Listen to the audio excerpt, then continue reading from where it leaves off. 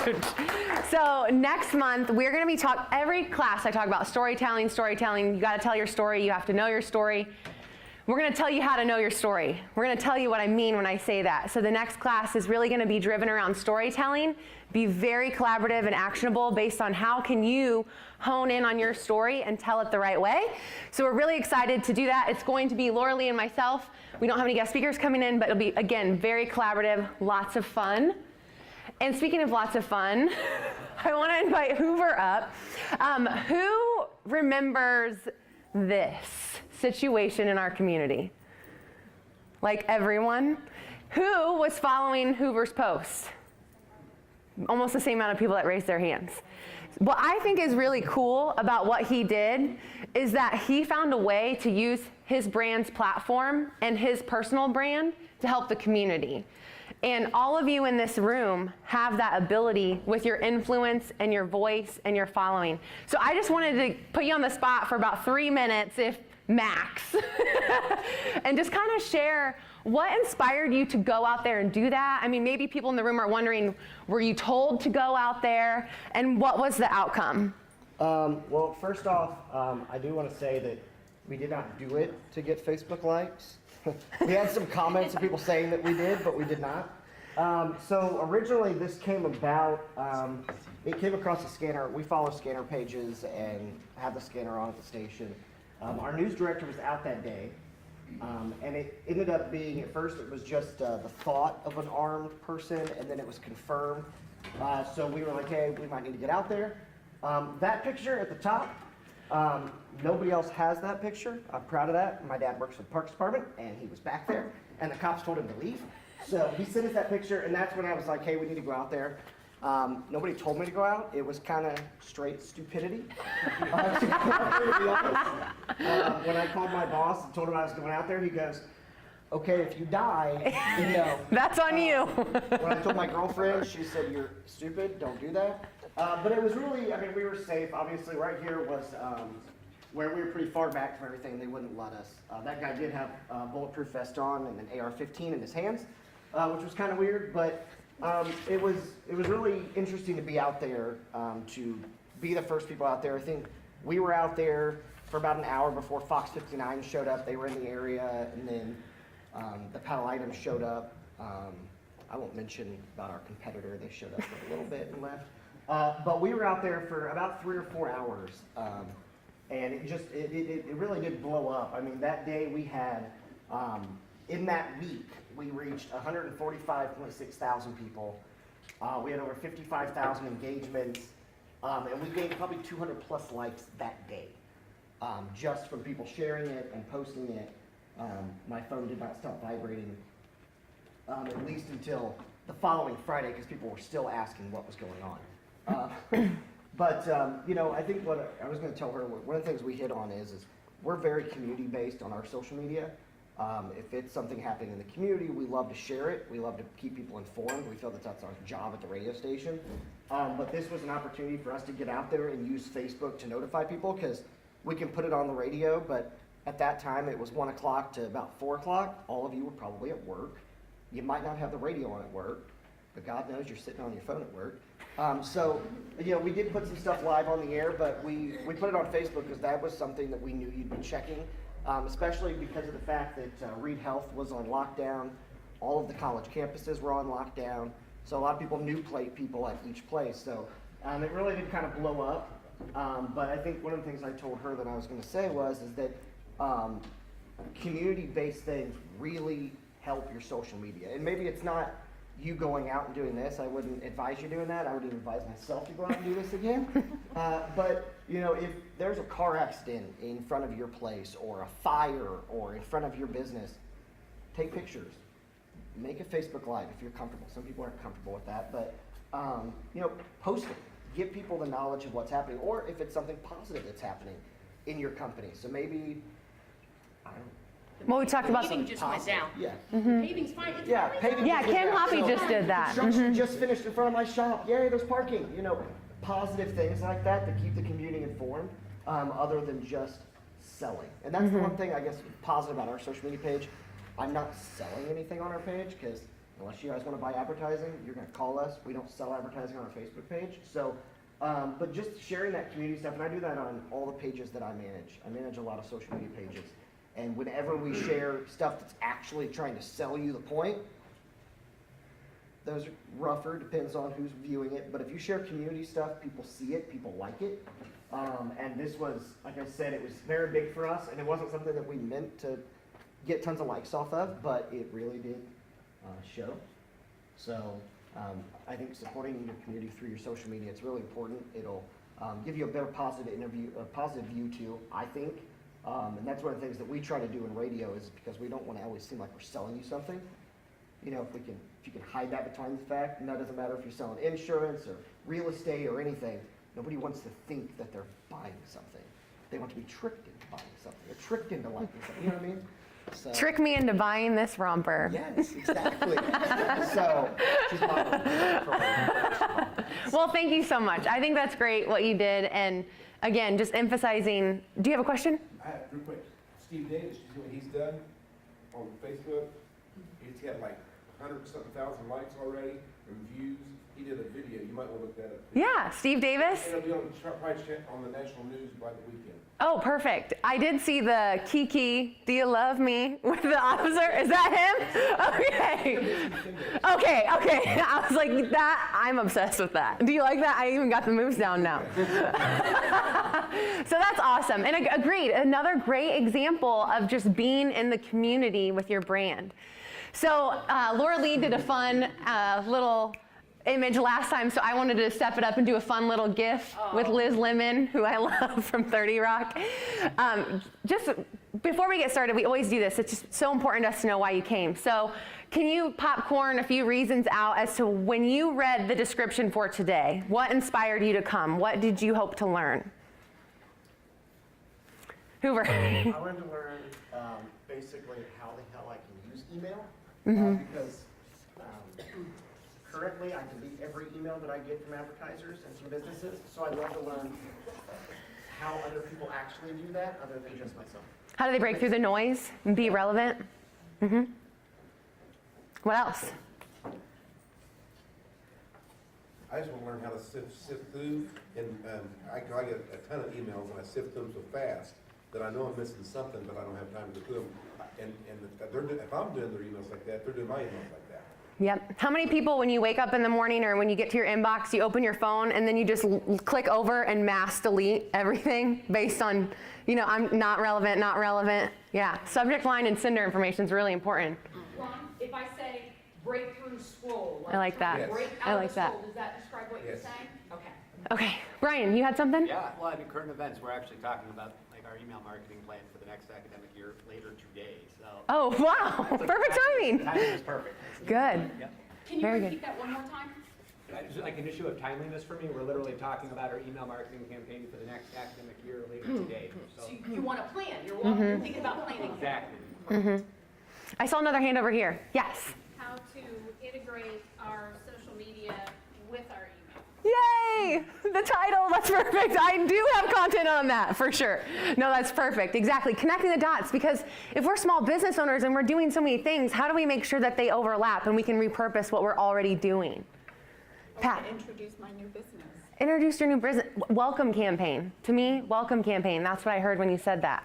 I love that. What else? One more. Ty? Because you said this is a can't miss training. Yeah. Carol about this. I send a lot of emails to employees, and they're probably tired of them, so trying to figure out which ones to send, which ones not to send. Perfect. How to send them nicely. Well, I love that you mentioned employee email because we have Allie here today from Sigster, which is a company based in Indianapolis, and they focus on email marketing. And I don't want to spoil her pitch or what she's about to go into, but there's a humongous opportunity in your employee email and specifically related to your signature that all of us should be tapping into. And she'll go through that. She's also worked at Exact Target and a company called Geofedia, which no longer exists, but they did help with social media through enabling police officers actually to look on Facebook and other areas to see where crime was happening, because Most of the time they were posting about it. And so they just had access to that, and they were enabling police officers. But that company's not around anymore because that model didn't sustain. But she can answer any of these questions as well. So I'm really excited to bring her up and have her tell that bit of the story as well. So thank you for sharing all of that. I think we're going to hit on all of these themes. Email marketing is my passion. It's my favorite aspect of digital marketing. You might have to rip the mic off of me and let Allie come up here because I could probably talk about it all day long. And really the beauty of it for me is how strong the ROI is. If I walked over to you and I said, I will give you $38 if you give me $1, what would you say? Yes. Yes, you would. That's the average ROI on email marketing because it's so easy to make those call to actions driven toward revenue, driven toward what you need the business to do. I have a friend who works at the United States of Indiana. Anybody know that company? It's a t-shirt company, yeah? So he says, when I'm really strapped for cash, I send out an email.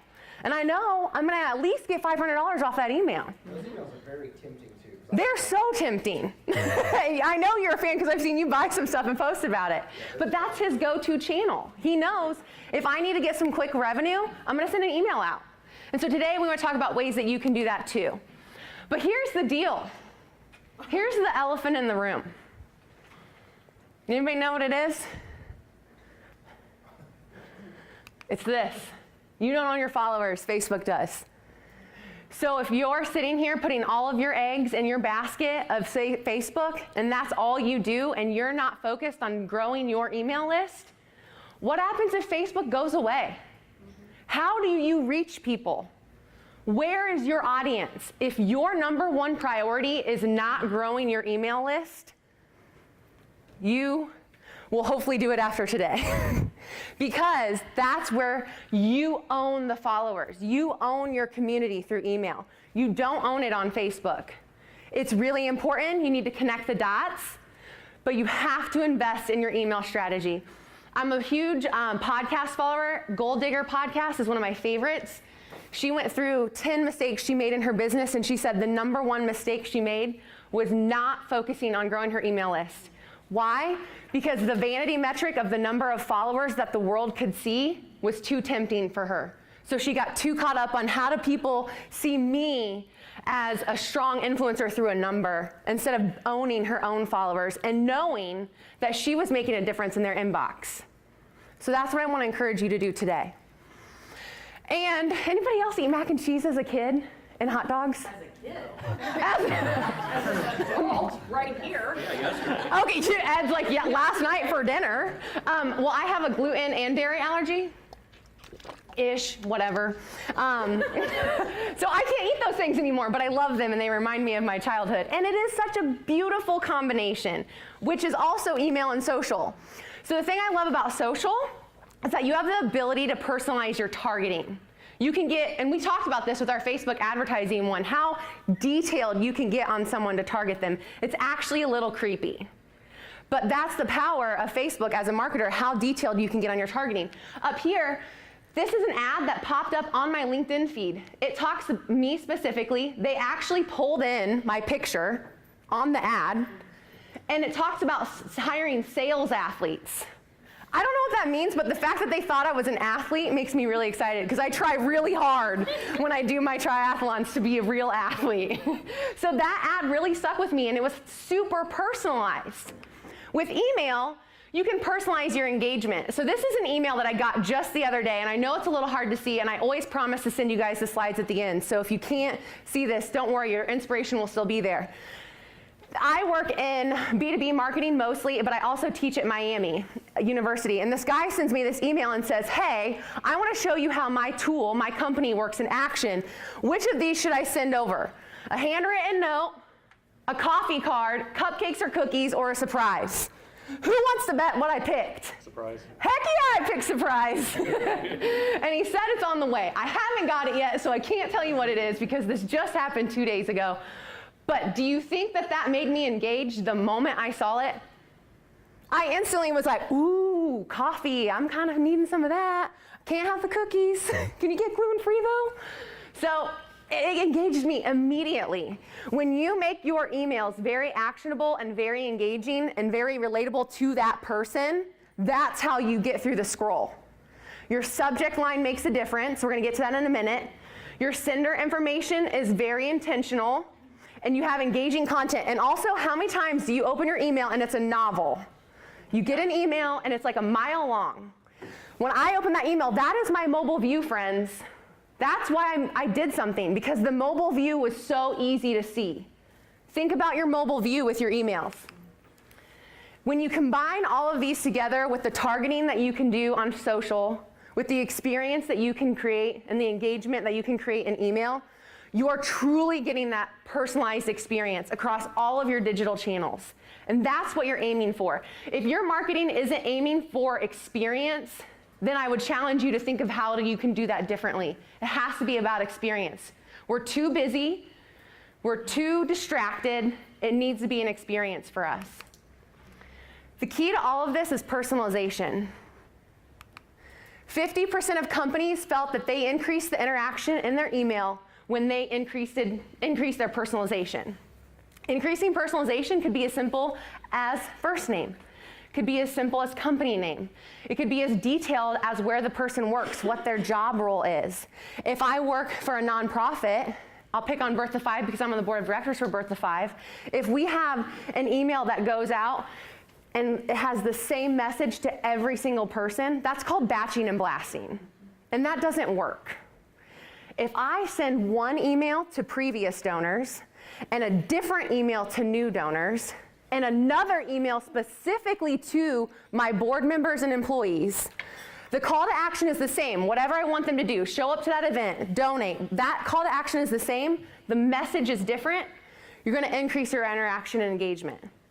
Take the time to personalize whatever you can that you have based on your contact list.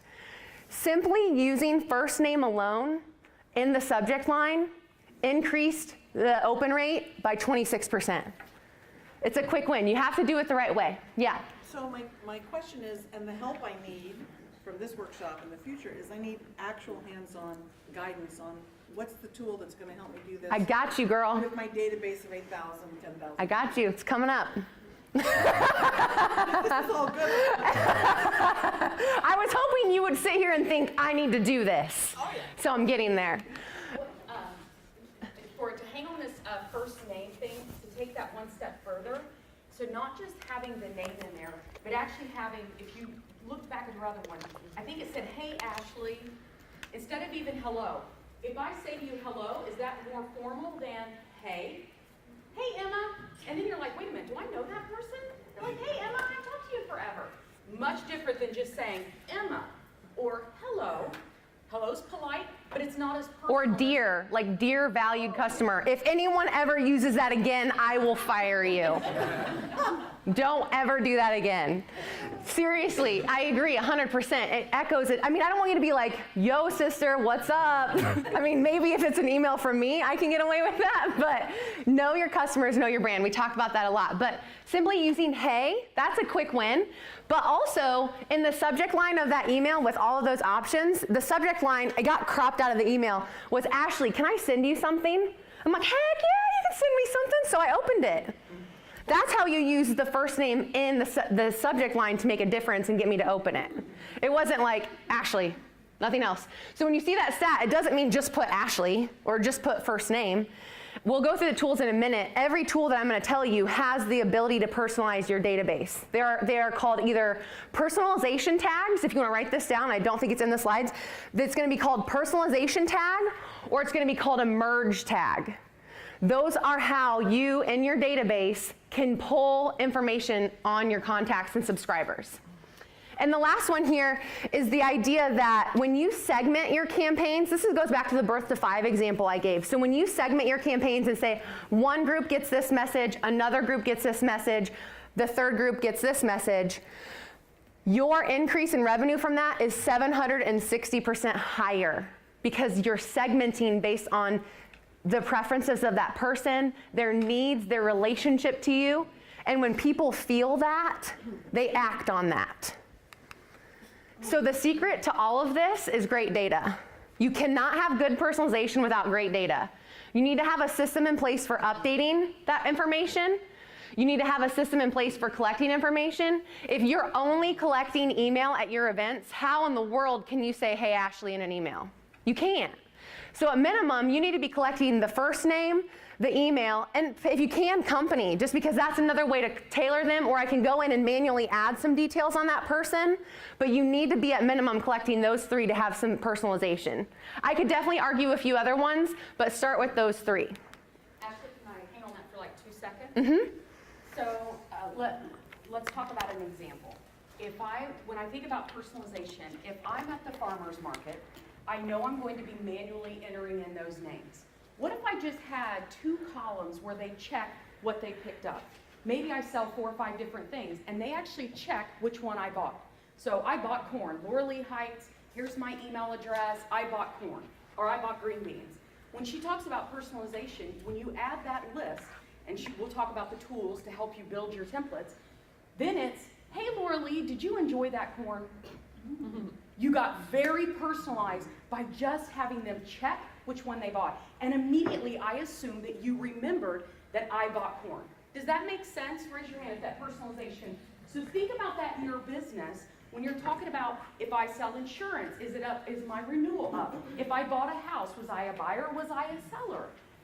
What location was it, right? Hey, how did you love your new neighborhood in Reveston? I love it. I immediately think that you connected with me, even if I'm one of 500 buyers you had last year that bought in Reveston. Well, and I'm looking at Julie with the symphony. What show did you see last? Tracking that data and say, hey, I hope you love, this show. Would you come back and see us for this show? And again, very personalized content and engagement. And that's the beauty of it, is once you start collecting it, you can start popping it in very easily. So how do we pop it in? What tools should we use? Hello, friends. All right, that was good.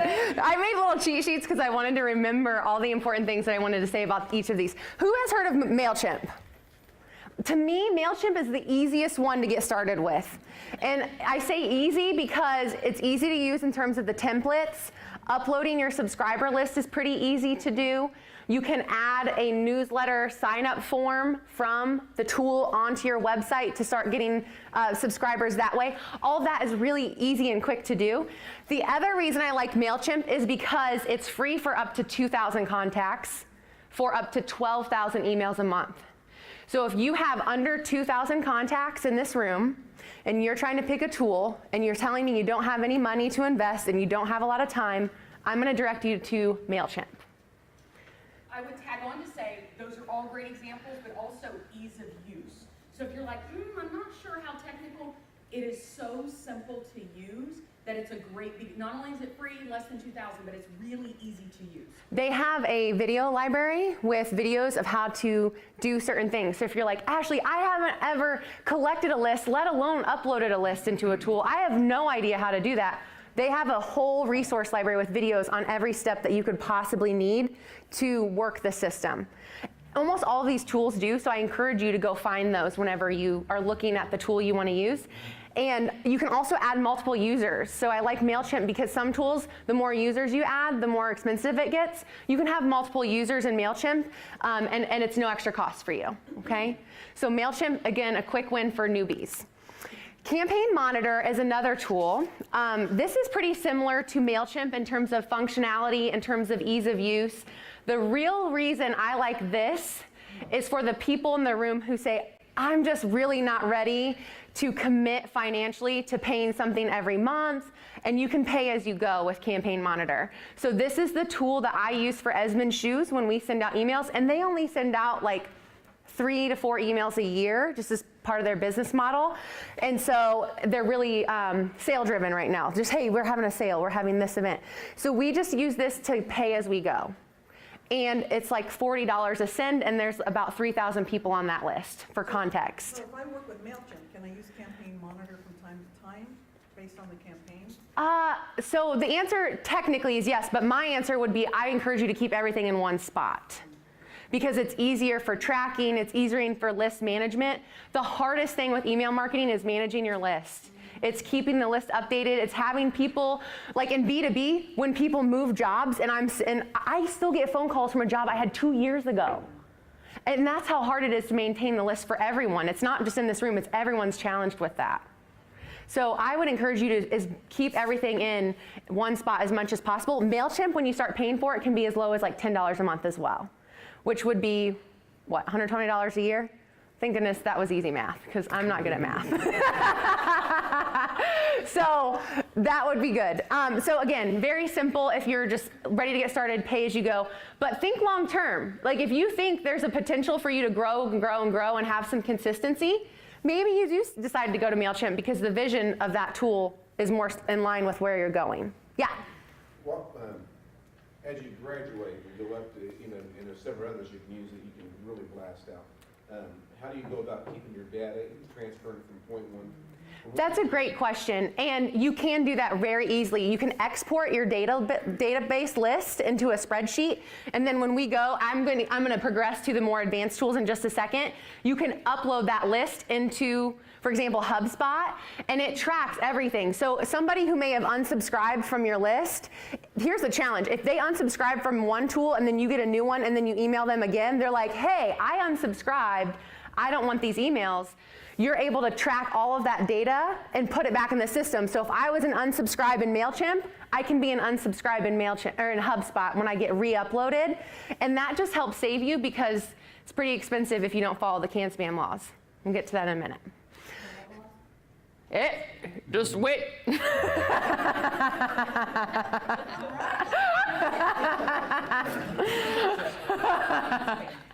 I almost spoiled something that I have coming up. So Square. Who in this room uses Square? A good chunk of us, probably 30%. The Square is a very easy / affordable option if you're already using Square for payment collection and your point of sale system. My biggest gripe with Square is that you don't have a lot of freedom in terms of the templates that you can use. You're very kind of stuck to what they want you to use, and there's not a lot of good data. So in MailChimp, I can go in and see who clicked on my email, how many times did they click on it, did they forward the email, did they unsubscribe? I know who exactly did that. In Square, it's like, hey, 12 people opened your email, see you later. And that's it. And you're like, well, who was it? Like, what if I want to follow up with them? What if I'm a hair salon and I want to know who were those 12 people that were interested so I can call them personally, not tell them, hey, I saw you clicked on my email, but I know that they're engaged. You can't do that with Square because you don't have the visibility to drill down. So that's my gripe. It's easy. It's in line with your point of sale system, but it's not as easy to use in terms of reporting and making your data actionable. So as we advance, I was gonna say, I'm gonna tag on to that for just 2 seconds. So if you're at a decision point, you're like MailChimp versus Square. She's right. So if I run my credit card, my email can automatically go over to Square for you. So if you're thinking, well, how do I transition over to MailChimp? There's a couple ways. When you're thinking about that, you could have the iPad spin around, and I add my email right there. You can have MailChimp integrated to your website, and they can go and add their email right there. So when you're thinking about that decision, think about like she lined out great positives, pros and cons. So thinking about the way your system is built, which is the best option? Don't immediately go, well, because my point of sale is with Square, I'll just stick with it. Think, what are other ways that I can collect them? And it takes 2 seconds for you to spin around, and a lot of your customers will go ahead and enter their email address. So just want you to kind of think through those different options. exactly. So Emma, has anyone heard of Emma? This isn't as popular in terms of brand recognition, but it's a very powerful platform. And if you just want email marketing inspiration in general, like, hey, this is really new, this is really overwhelming, I just want to read a few blog posts, I want to read a white paper, I want a template on how to do this, Emma's going to have all those resources for you. They're really great with their marketing. I love when brands drink their own Kool-Aid. They're really great with marketing. Follow them. They're going to be a little bit more expensive, so if you are starting to invest more into email marketing and you're willing to spend like $80 a month for up to 10,000 contacts, then you want to invest in this tool. That still can be a lot, okay, which is why you have to do some price shopping. At the end of this slide, there's an appendix with all the pricing sheets for these vendors and functionality. So I did some research for you and I put that in there for you to look at. But Emma is really great because they have more advanced functionality with dynamic content. When I say that, when I told you you should have 3 different emails for one call to action for one event, you're probably like, okay, great, that's gonna take me 12 days to do. With dynamic content, you send one email to one list. The content maps up to a certain field. So if I am an employee, I get one chunk of content in the email. If I am a previous donor, I get a different story in that little section of the email. So it really does the heavy lifting for you on the execution side once you've built it. And that's called dynamic content. Okay, another basic question. If Yeah. I start with MailChimp, can I migrate that data to Emma when I've got that much? Yeah, absolutely. All that data carries over. And you know what Emma's gonna do? They're gonna say, we would love to do that for you. We would love to make you be free to $89 a month. So their customer service is great. They actually have dedicated account managers. Same with HubSpot, who we'll get to here in just a second, but I saw somebody raise their hand.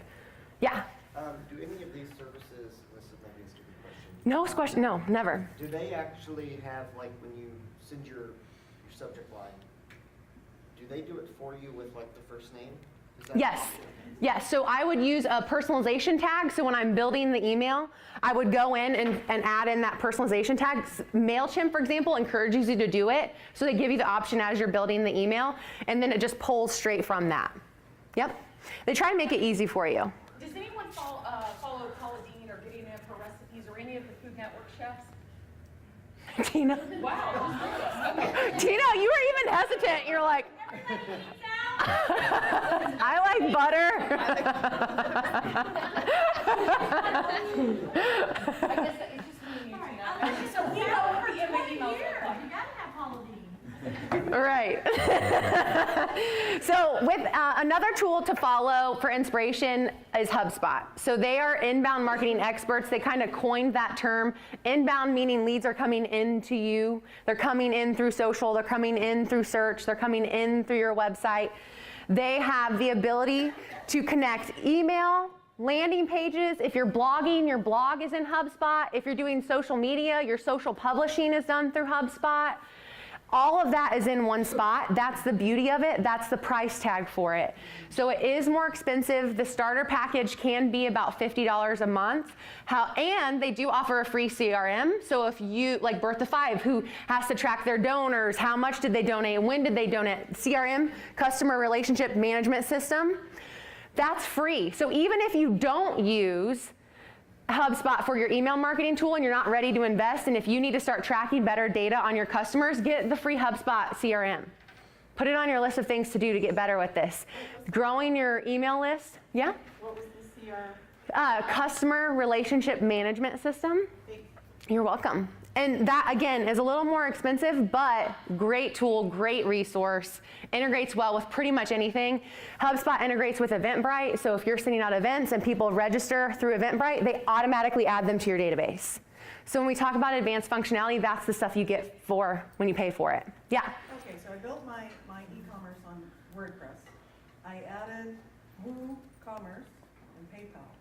Does HubSpot integrate into all that? So It does. can all- Yep, absolutely. Someone makes an order online, they have all their purchase information go into the HubSpot. The HubSpot, the Facebook.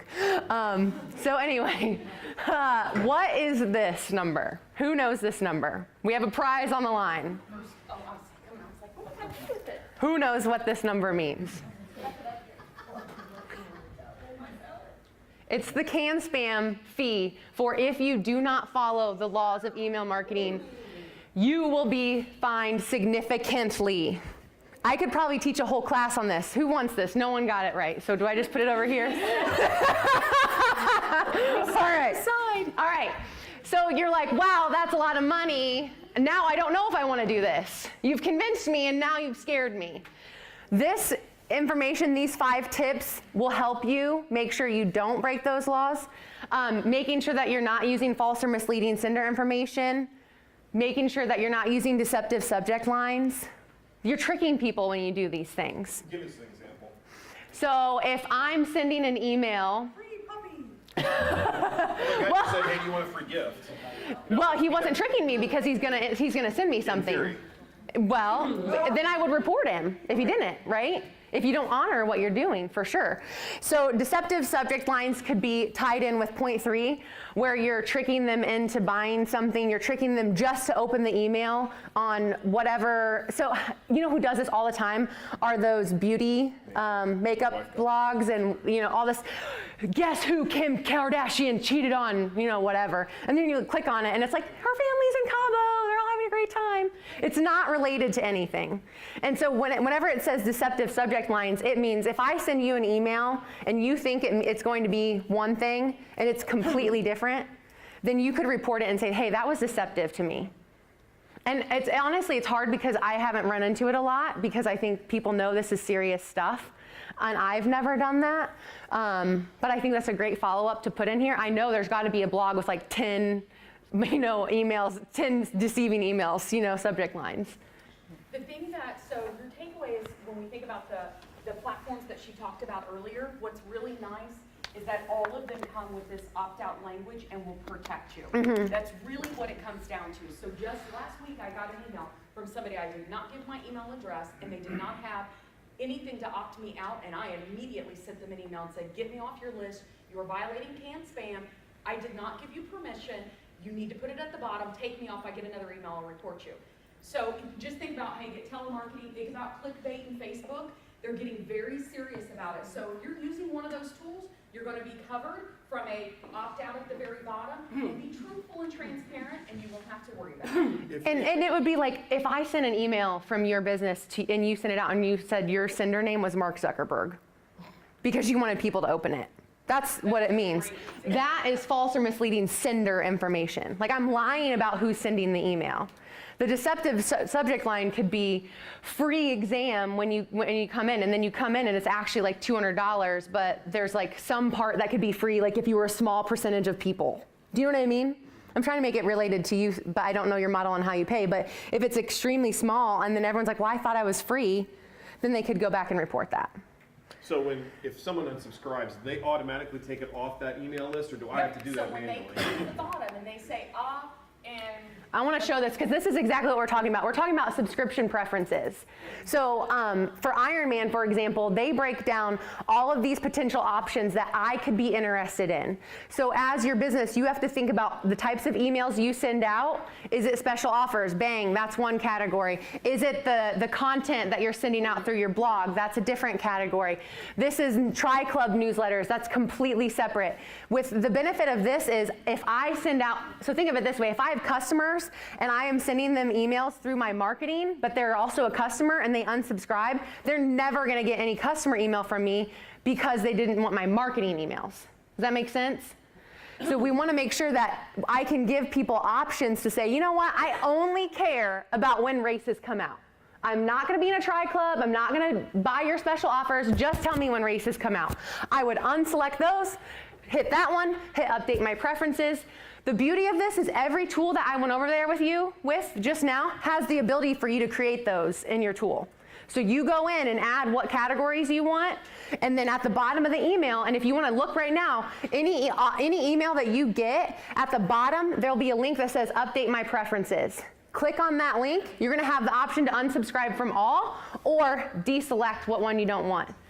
Every email needs to have that. If they don't, they're going to be paying this. That's what they mean when they say that. You need to be able to tell them where you're located. At the bottom of every single email that you send out, your address needs to be on it. Every single email. The systems we went over will do that for you when you're updating your settings. You don't have to worry about it, but you need to make sure it's accurate and you're not lying about it. This was just a visual example of, so on this top one here, you see how the check marks where it says, I would like to subscribe for more updates is pre-selected. You're not allowed to do that anymore. That is not compliant with the GD, General Data Protection Regulation. See, there's all these acronyms. Even I get them confused. GDPR. So you can't have someone just pre-select into this anymore like you used to. So this is called a positive opt-in, okay? Making sure that you're making them opt-in. And that was an example of the subscription management. So I want to walk through really quickly because I really want to get Allie up here to talk about the email from an employee perspective and signature. But here are just a few ways that you can actually overlap your email with social. Melinda, you're in here somewhere, aren't you? Yeah? So I got this email from Melinda like a week or two ago, actually, which kudos for being proactive. And this is through Square. This is a Square tool. So if you're sitting in the room thinking, I need to talk to somebody who's using Square, I'm putting Melinda on the spot, and she is using it. But so here she is promoting this event that she has going on. She can easily then tie that back to social media. And I have a few examples of how this will work in just a minute. You can also do special offers. These are quick wins, cross-promoting your special offers on social media. Company announcements is another big one. So if you're recruiting and you're not sending out emails to get people to be informed of what you're hiring for, it's a huge missed opportunity. Company announcements could also be related to any organizational changes or anything exciting happening at your company. Special offers and exclusive kind of go hand in hand. And then your content distribution. So if you're releasing really good, helpful content and you're not telling people about it, you're really missing the mark. And we'll get to that with Allie in just a minute. This one is from Cope. So Caitlin, I saw Caitlin in here. So I saw this, which I thought was awesome. So let's flash backward. 5 classes ago, she used Adobe Spark to do a video. She posted it on social media. If I were Caitlin, and I don't know if you did this, I would email this out to all my donors. Good idea. And I would say, hey, thanks for everything you did this year. This is what we did because of you. I put it on social, but I also emailed it. So send it to your donors today. Will do. So I want to walk through 3 quick tips before I bring up Allie. And the first one is enabling that the social media here at the bottom, it's so easy and clear to see. And they also have their brand hashtag. I don't know if you have a brand hashtag or not, but if you do and you're not putting it in your communications, you're really missing the mark to get people hyped up and connected immediately. This is an example of a welcome email. So a welcome email is triggered when someone joins your mailing list, when someone buys a product from you, when you meet someone at an event. And I love the playful copy here. It says, welcome to the team, you made the roster, time to suit up. Like, that's really playful. It makes me feel like I'm connected to the brand immediately, and I get a special offer because I joined. My secret trick in life is to, whenever I go anywhere, whether it's a restaurant or a mall, wherever I'm going, I always go to their website, and I always join their mailing list, and I always get a coupon. So if you're at a town, at a new place, go to their website, get on the welcome campaign, and see what kind of coupon you can get. They usually always send them. This is an example from Fruit of the Loom. The reason I wanted to call this one out is because they actually are very intentional with what you should follow and on what channels. So they're saying, hey, if you want quick updates and want to see what's happening, Twitter's the place to be. If you want to have a hub of all of our social media and everything that's going on and all the stories we're sharing, you should be on Facebook. It tells you where you need to be based on what you want. So you can opt in based on what your preferences are. And the other one here that I absolutely love, which is taking it to the next level, is I don't know, Peloton. Do I say that right? Peloton? I obviously don't have one, but I would love to have one. Once you join their mailing list, they send out an email that says, hey, take this quiz. We want to learn more about you. And guess what they're going to do with that quiz? They're going to personalize the content going forward. It makes you engaged immediately. So I love how this instant engagement is a quick win. The second tip I would say goes back to drinking your own Kool-Aid. If you have something amazing happen, there are people in the community, there are active followers that you can reach out to on a one-to-one basis, even using email marketing and having it look like it's come from you, or send it directly, that's fine. But this is just a trick that says, hey, we just launched this could be, hey, we're hosting an event. Hey, we just released this new blog post. Hey, we are doing this special offer. Would you please share it with your followers online? In this case, they just gave the link, like, hey, will you please share this article we wrote? Any share helps. I would take it to the next level and draft some sample posts for them to use so that this person like, all I gotta do is copy and paste, sure, no problem. I'll do that, I love you, I'll copy and paste for you. So take it to the next level. If you really want your reach to happen and you have an engaged group of email subscribers, you could very easily do this with our alumni. And thinking of your alumni, hey, this amazing news just happened. Here are 5 posts. Don't do the same one. Don't give like one option for 5,000 people because then everyone's gonna have the same thing. Give them like 5 options and let that come in, because you're making their lives easier and you're getting what you want too. The third tip here is to encourage people to sign up to your email list through social media. So this is just really throwing it out in the universe. I love this example because she's saying, hey, I'm getting ready to hit send on my newsletter. You're missing out if you don't have this information. I'm gonna give you tips on building your contact list, on marketing, on local events. It's telling me I'd be crazy not to sign up for this list because of all the stuff I'm getting by subscribing. Knowing what they're getting is important to converting them. And then we have Moz. Does anybody know Moz? Yeah, a few hands. They are an awesome market leader with SEO, digital marketing. Again, if you want to jot down another company to follow, I would add them to the list. This is a great post because it really hones in on a pain point. So as a marketer, there's like 5,000 marketing blogs I could follow, and it's really overwhelming, and I never know where to go. Moz is saying, hey, are you having trouble keeping up with all the blogs? We're consolidating them for you in one weekly post, and we're going to share it with you, and your life's going to be easier and better because of us. That's what they're basically saying.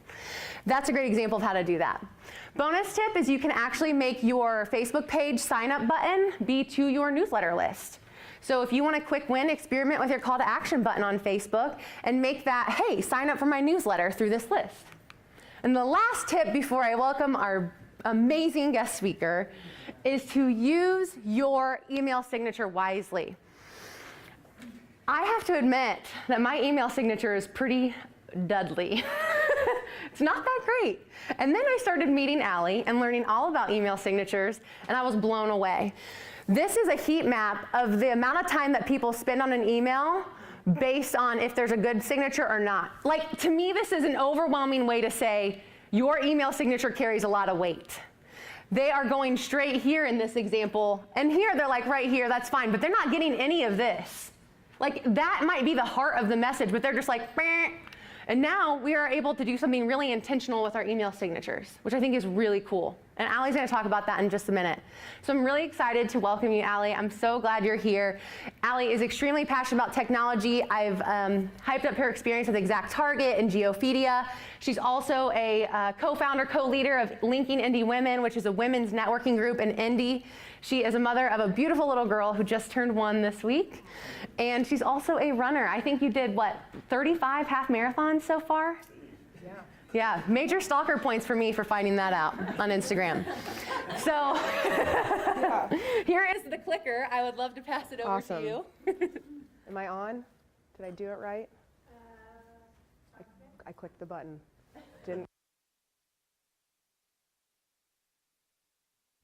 She should be good now. Okay, cool.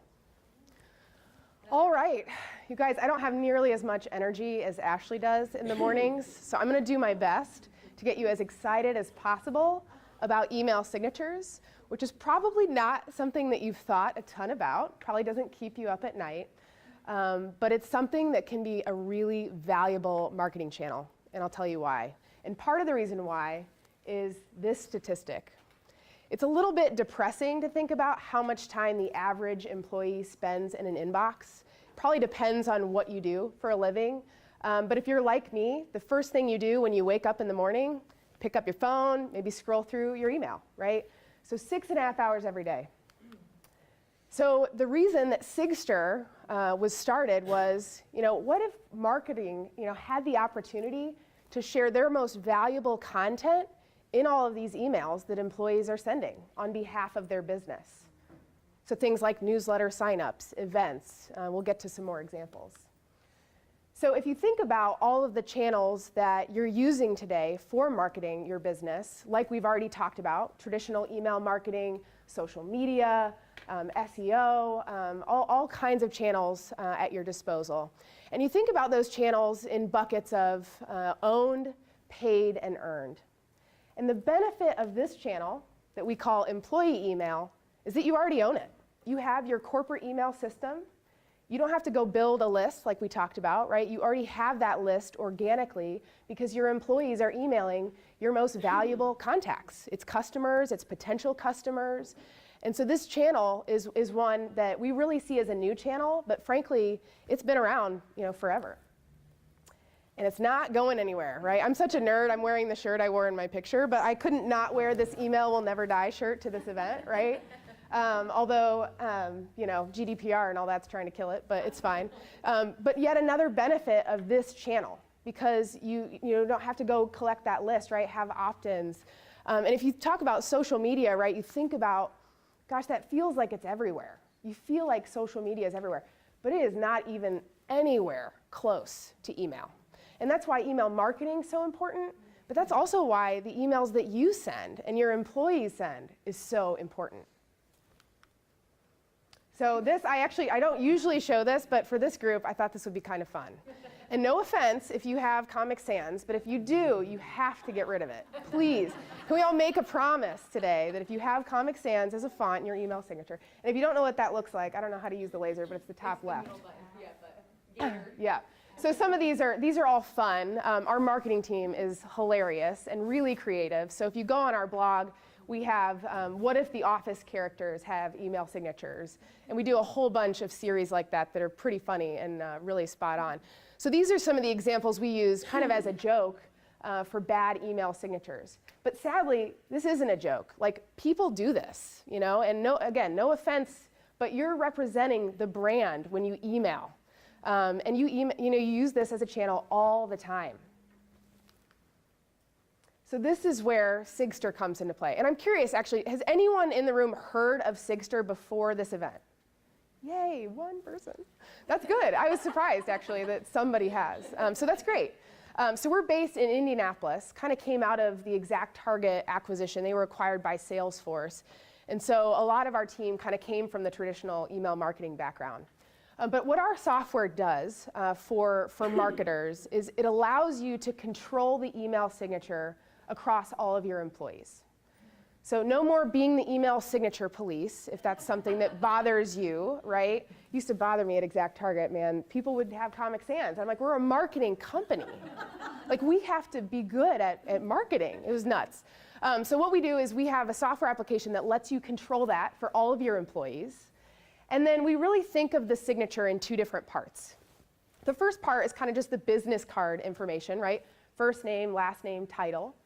But then the second part is what we call a campaign, really a banner ad almost, right, at the bottom of every email you send. And it's dynamic, or it can be. So there are a few different ways that we think about what should show up at the bottom of the signature when an employee is sending an email. So the first is, we call it sender-based. It's based on who at the organization is sending that email. Is it somebody that's on the sales team? Is it somebody that serves existing customers? Maybe what they have at the bottom should be different based on that, right? So being able to kind of target that in a way that is going to make more sense to who's on the other side of that email. And then the second one is a great example we had earlier about, talking about sending internal emails to your employees. So using a marketing tool to do that, a lot of companies do, right? They have a list of their employees and they send an email just the same way they would to customers. But the benefit of Sigster in this case is that we can tell your internal domain. And so if you're sending an email to one of your coworkers, they see something different. They see something about a pizza party for philanthropy. Or, hey, it's October, open enrollment, right? So all of those emails that you send to employees, this can help amplify those messages, right? And like Hoover was saying earlier, all he does is he goes through and just deletes all his emails, right? So this is a good way to just be in every email, right? And get that message out there. And then lastly, this is more on the sophisticated end, right? So we integrate with systems like HubSpot that Ashley mentioned earlier. And we can actually say, if somebody's on this list within HubSpot, show them this very specific banner when they get an email from us. So that's like, we work with the Pacers is one of our customers in Indy. And so anytime we email somebody who's part of a sports organization, they see the Pacers case study, because that's really relevant to them, right? So you can get really sophisticated with this. And that ends up working really well, right? Based on the personalization points earlier. Allie, I have a question. Yeah, for sure. So is it automatic or dynamic in that with your system, it will change by, I don't have to do anything? Correct. Yeah, so as the employee, you don't have to do anything. You just go about your day sending email as you normally would. And all of this is set up by the marketer or the marketing team in our system. So that's a great question and a good thing to point out. The whole idea of this is that employees do not have to do anything, because getting employees to have the same signature as anyone else is probably what's hard today. So yep, great point, great point. And then just to this point again, we actually did a study with a company called iQuant. They put goggles on people to see where the human eye goes in the first few seconds. So to reiterate on the point earlier, the first few seconds, just naturally, we look at colors and images, right? That's not surprising, but it goes to show that this is a great place to put something that you want people to see. And then I've got a few case studies here. These may or may not be relevant specifically to your business, but I think you could think about, there's always content that you're looking to share, right? Whether it's even just simply signing up for a newsletter. We work with a big staffing firm out of Tampa called Kforce, and they use us to promote things like their blog posts, or submit your resume here, and events that they have. And what was so incredible to me is if you think about, email signatures just at first doesn't sound that exciting or really that impactful. This is now one of their top performing marketing channels. And they paid for it in a month, which is insane, really. For example, like a real estate agent, for example, Brian, I just happened to look over at you. That could be updated based on new listings, based on where somebody lives in the city. It's like that type of, to put it in context of someone sitting in their room, you're able then to really personalize a listing based on where someone lives, just as an example. Or however cross-functionally the other members of your staff would work. Yep, exactly. And you would really like our Phil Dunphy email signature example. It's pretty good. It's really funny. And then for philanthropy, they ask for donations. So you talk about donors, right? Putting, here, donate here, right? A simple banner in every email an employee sends, right? It's not as obtrusive as sending another marketing email, right? This just helps amplify your existing efforts there. And then, if you have events or webinars, this is a great way to get people to sign up for events. You might beg your salespeople to tell your customers and prospects that we're hosting this event. Events cost a lot of money. This helps, continue to amplify that investment by getting people aware of that event, getting people to sign up and register for that event. So our customer Canvas out of DC, they're a little bit smaller, right? So we work with companies of all sizes, all industries. They were able to increase their registrations by 50% in just a week. And this was in tandem with their typical marketing emails. And then they use it to drive customers to go to their help center. And then this is an example of a newsletter sign-up banner. So really what I wanted you to get out of this, outside of learning about Sigster as a company, right, that's great, but I think in general, just knowing that this channel exists is something that I wanted you to get out of this. You certainly don't have to come by Sigster to do a few small things to really make an impact with your signature. There's actually a free email signature generator that HubSpot has on their website that we sponsor. So if you just Google HubSpot email signature generator, that'll lead you there. So an easy way to get started. And also you can tie social into this as well, right? If you think about just putting your social icons in your signature, right? Again, just driving that awareness that you're on social, good way to get an additional following there as well.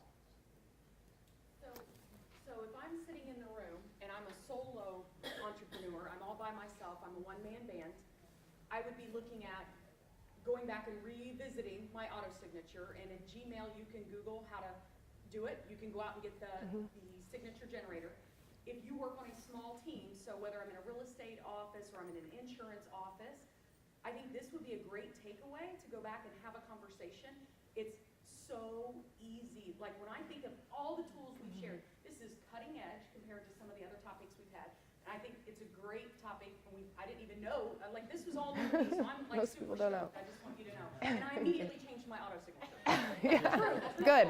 True. Good.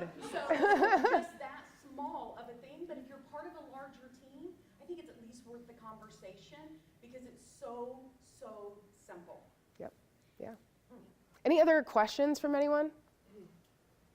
So if we wanted to work with Sigster, how much would that be? Great question. So like I said, we work with companies of all sizes. For companies that are smaller than 50 employees, we have a special package for that that's $3,400 for the year. And then kind of a starting point for us is the 50 employee mark on our other packages, and it starts at $6,000 a year for 50 employees, and that includes services. And then from there, obviously we would customize kind of based on your organization. So if we think about $3,400, if a billboard, and I get nothing, I'm just thinking in my mind, because I'm really stoked about this. This is like, right, something new. If I think $3,400 and I have a billboard that costs me $1,000 and it goes up and down, but every single email of my 50 employees goes out, I think when I think about $3,400 divided by 50, all the emails that are going out, I think it's a pretty good deal. Yeah, and also you can see a screenshot too of the metrics. Obviously we help measure some of that too, right? A billboard is hard to know, right? How many people see that. This you can see how many times did somebody see that image in an email. We can even see who saw it and who clicked on it, right? To help help sales understand who they might follow up with as a result of that. Really cool stuff. Cool. Can you Well, tell thanks I'm for having me. stoked over here? Yeah. just I thought love it was email. so I never cool. thought I'd be this excited about email signatures. Yeah. Do you have any, I know a lot of people purchase email addresses and so forth. You guys deal with that at all? How do we do those out? Say that again? When you purchase email addresses, Okay. you can buy groups in the areas. Do you guys work with that at all, or? Not usually. So are you sending an email out of Outlook or Gmail to that group of people? Usually through constant contact. Sure. Okay. Yeah, typically this is meant to be, if you think about emailing out of Outlook or Gmail, just kind of your one-off emails, this is where that is really meant for. We can also put a signature in a constant contact email as well, so that kind of personalizes that a little bit more, really makes it look like it's coming from Outlook or Gmail. Did that help? A little bit. Okay. Maybe I don't know if I fully understood, so we can chat after. Are you asking like other areas of technology that they would help Yeah, for? basically for the $6,000, what would I get? So you get access to our software application. Which is the signatures, the banners, the ads. Yep. Yeah, so we have a software as a service application you'd log into, and then you can upload the banners, you can create the signatures, and then we integrate with Outlook and Gmail in order to actually get it into the inbox. And then that has all the analytics in it and all of that as well. So basically it's an email system. Yep. Yep. Is the standard larger package to integrate with HubSpot, is that standard or is that considered custom? That's considered custom. It's in our professional package, yeah. So we could certainly talk about that offline, for sure.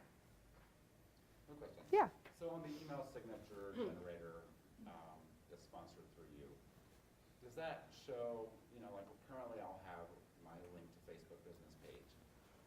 Can I have it, will that work to show the Facebook icon or? Yeah, I believe they let you add a few icons in there as well. Okay. Yeah. Awesome. Well, thank you guys so much for the time. It was a pleasure. Appreciate it. Question Yeah. real quick. How much time, because you're an expert at this, how much time do you really have when a person opens, from the time they look at the email to the time they delete you? How much time, do you have to capture that client? So I think the greatest thing about this is that it's in those one-to-one emails you're using to communicate. And so the benefit of this over traditional email marketing is that your open rate's going to be like in the 90 percentile, right? Because it's an email I'm sending to Ashley. She knows me. She's expecting that message. So she probably will read it, right? If we have a relationship, she's a customer or a potential customer of mine.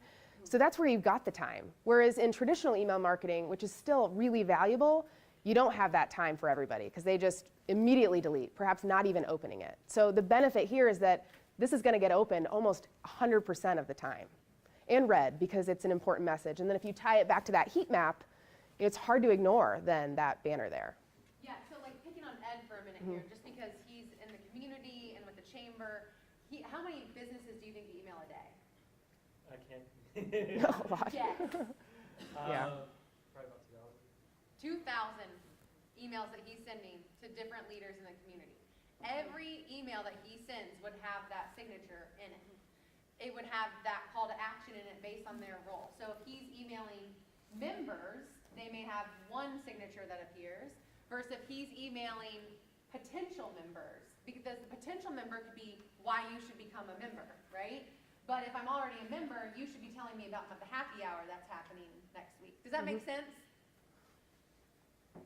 So So when I think about, Ron, your question about buying the list, so when you look at your different platforms, that is your MailChimp. So that's what Ashley talked about earlier. So if I've got this massive email list, whether it's they're coming in from my website, they're coming in from an event that I went to, whatever it is. I brought them over from Eventbrite because I had an event.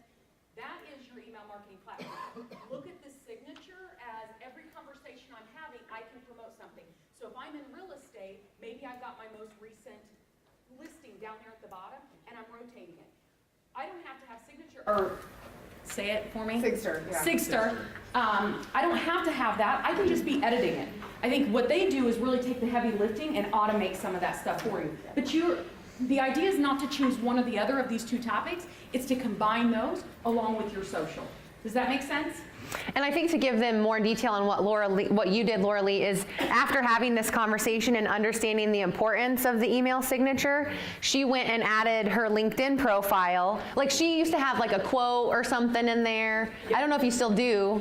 What I did specifically after this conversation, I did two things.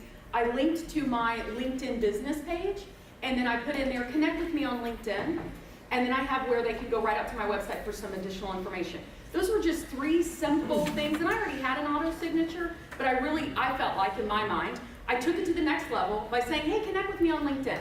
And here's, follow my website, follow my LinkedIn business page. Those are very, very small. And this is like the Mercedes-Benz, and I was like getting in the Ford Focus. Well, and the beauty of that, and based on the classes that we've been to, you'll know this. What happens when someone clicks the link in her email to look at her LinkedIn profile? She gets to see who's clicking on her profile. She gets instant access if that signature change is working, because the moment someone clicks on your link to look at your profile, you get to go into your system and say, look who's looking at your profile. And then she can go into Google Analytics and see how many people are coming in to her website based on that signature URL. So these are 2 different concepts related to email marketing, but they can be married together whenever you think of the power of email marketing in general. We do have just a few minutes left, so if you can stick around, we thought it would be really valuable to just talk to your table, pull out your phone, pull out your email if you have your laptop, look at the signature that you currently have with no shame, no guilt. I will show mine. And